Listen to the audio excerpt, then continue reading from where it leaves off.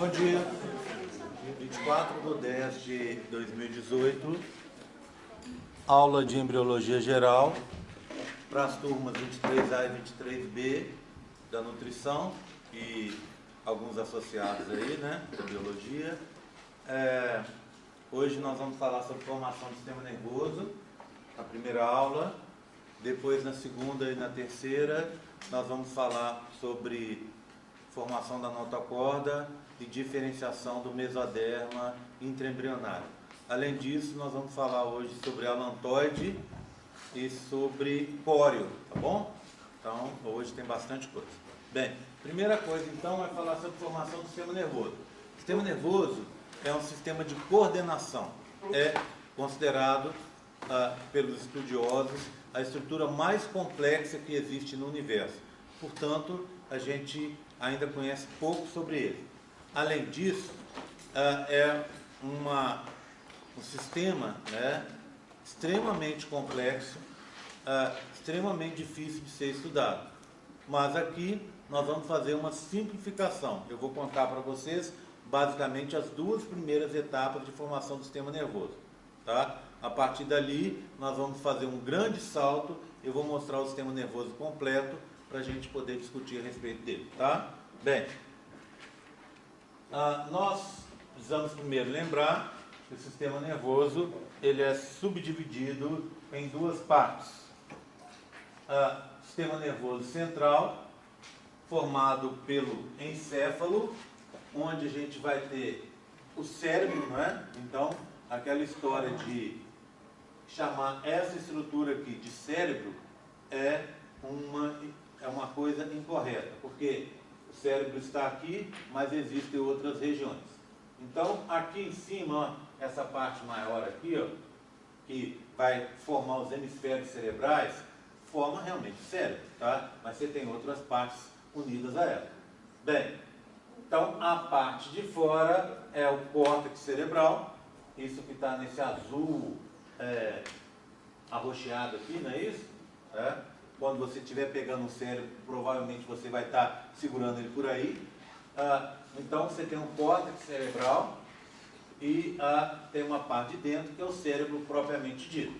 Na parte de fora, a substância cinzenta, ou seja, você vai ter corpos de neurônios, e na parte de dentro o sistema de transporte, que a gente chama de substância branca. Então você tem prolongamentos dos neurônios, ou seja, axônios e dendritos. Tá? Bem, e alguns núcleos de substância cinzenta também estão lá dentro.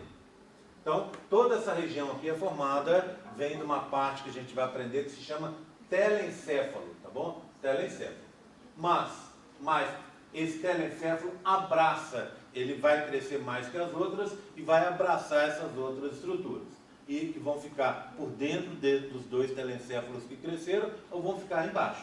Então, você tem aqui, ó, o diencéfalo, tá? Onde você vai ter a formação do tálamo e hipotálamo. O hipotálamo a gente já conhece, né? Aquela parte devotada a controlar a hipófise, que por sua vez controla as glândulas do organismo, muitas delas, né?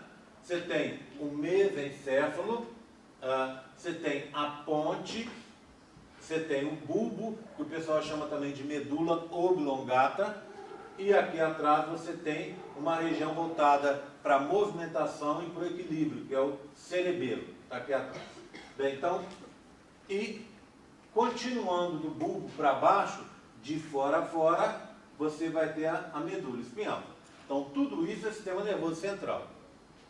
O restante, nervos, corpos de neurônios espalhados pelo organismo, é o que a gente chama de sistema nervoso periférico, tá? Então, ele vai estar espalhado, conectando o nosso organismo com o sistema nervoso central.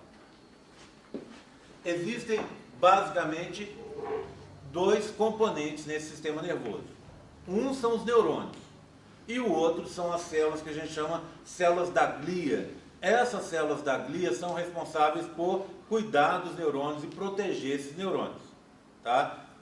Lembra daquela história? Micróglia, astrócito, oligodendrócito, aquelas células, tá? Então elas estão presentes aí cuidando dos neurônios. Neurônios são células tremendamente especializadas e por serem tão especializadas assim, eles só fazem o papel deles. Eles são incapazes de cuidar de si próprios. Tá? Bem, se a gente pegar esse sistema nervoso, então, formado por neurônios e astrócitos, e células da glia, astrócitos, oligodendrócitos, etc., tá? A gente vai ver que funcionalmente o sistema nervoso funcionalmente pode ser dividido de 3 formas, que são baseadas na função dos neurônios. Você tem um neurônio que vai ser, a gente chama de sensitivo, que vai pegar informações do meio externo, por exemplo, pelos órgãos do sentido, ou do meio interno, e vai levar essas informações até o sistema nervoso. Então, esses são os neurônios sensitivos, algumas pessoas chamam de sensoriais. Depois, para trazer a informação de movimento, ou que aconteça alguma coisa, né? Uma informação motora, a gente vai ter os neurônios motores, tá? Então, esses vão dar o que a gente chama aquele potencial de ação, lembra disso, né? Para que, por exemplo, meu músculo se contraia, ou que uma glândula libere seu conteúdo, etc, etc. Entre os dois tipos, os sensitivos e os motores, existem os principais neurônios, que são chamados neurônios associativos. O que esses neurônios vão fazer? Eles vão conectar uma parte que está chegando com a parte que está saindo. Mas não é uma simples conexão. A gente tem um monte de neurônios associativos que, por exemplo, quando você vai tomar uma decisão, qualquer decisão que seja, você vai juntar um monte de informações que você tem a respeito. E quanto mais conhecimento, quanto mais curiosidade, quanto mais você estudar, quanto mais você tiver vivências pela sua vida, maior a experiência para você tomar decisões mais acertadas.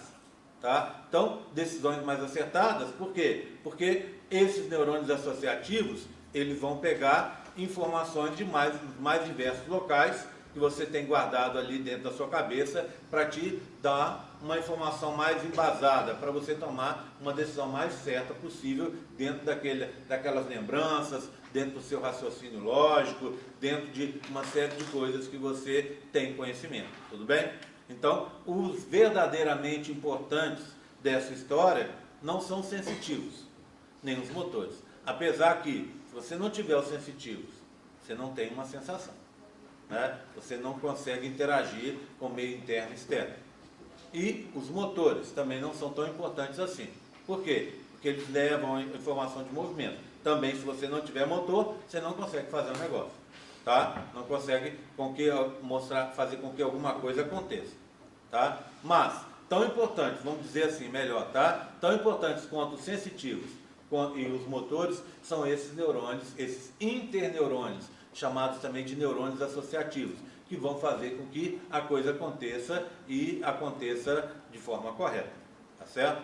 Hoje em dia, o que a gente conhece como inteligência é aquela pessoa que é capaz de pegar as informações que tem, mesmo que não sejam tantas informações assim, e tomar uma decisão mais acertada sobre um determinado tema. Tá? Isso hoje, então, é uma tendência que se tem de considerar a inteligência. Não como era antigamente. Antigamente a inteligência era considerada apenas como o conhecimento que você tinha adquirido ao longo da sua vida. Se você tem muito conhecimento, mas não sabe usar melhor, não sabe usar bem esse conhecimento, não adianta de nada. Ok? Tudo bem? Tranquilo? Tá? Bem, então vamos dar uma olhada como isso se forma. A gente começa, então, bem lá no começo. Aqui é só para a gente mostrar uma outra coisa que daqui a pouco eu vou falar rapidamente, que esse sistema nervoso, ele tem vários canais, né, cheios de líquido, que servem para proteger e, ao mesmo tempo, transportar substâncias. É o que a gente chama líquido ou líquido céfalo-raquidiano, tá? E ele está envolto por 3 membranas, tá vendo? Mais próxima do osso da caixa craniana, a dura mater, e embaixo da dura mater, aqui em vermelho e em azul, 2 outras membranas que a gente chama de leptomeninges. Lepto quer dizer meninges leves, né? Leptomeninges. Essas leptomeninges são a aracnoide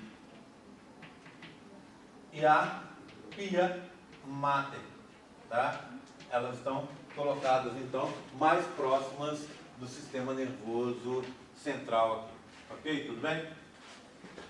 Outra coisa importante que a gente precisa saber mais para frente. Aquela história de substância cinzenta para dentro, substância branca para fora, ou vice-versa, não é isso? Como padrão, no sistema nervoso, a gente teria substância branca para fora e substância cinzenta para dentro. Fazendo aqui, por exemplo, a medula espinhal, tá vendo? Então a gente tem aqui, ó, aquela estrutura em borboleta, né? Parece uma borboletinha ou um H, tá indo aqui, ó. Certo? Então é essa estrutura que a gente tem como padrão. Apenas em dois lugares, mais dois lugares importantes, esse padrão vai se modificar. Ou seja, substância cinzenta para fora e substância branca para dentro. No cérebro e no cerebelo. Tá? Então, ali se modifica. Por que se modifica? Porque quando você coloca a substância cinzenta para fora e a branca para dentro, você ganha em organização. E assim você pode ter mais neurônios. E com mais neurônios, maior a possibilidade de que o sistema fique mais complexo, mais plástico, mais funcional. Plasticidade é uma coisa essencial nesse sistema. Vocês vão ver também aqui daqui a pouco.